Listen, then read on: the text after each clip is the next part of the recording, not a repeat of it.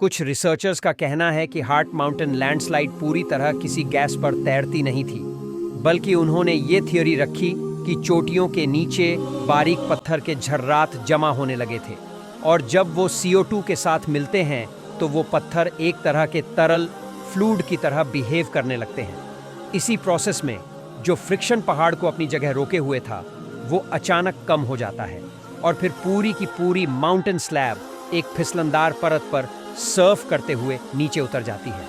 और ये कोई एक वाकया नहीं, अर्थ के सही हालात में ऐसा मुमकिन है और हकीकत में होता भी है। पर्वत सरकते हैं, धरती हिलती है, और सब कुछ अल्लाह के हुक्म से चलता है।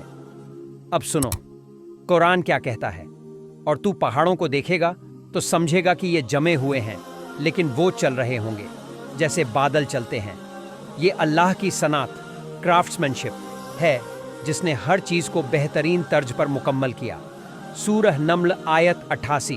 तू सोचता है पहाड़ जमे हुए हैं, मगर अल्लाह ने उन्हें हरकत में डाल दिया है, ऐसे तरीके से कि तू महसूस भी ना कर सके। ये सिर्फ ज़मीन नहीं हिलती, यकीन भी हिलता है।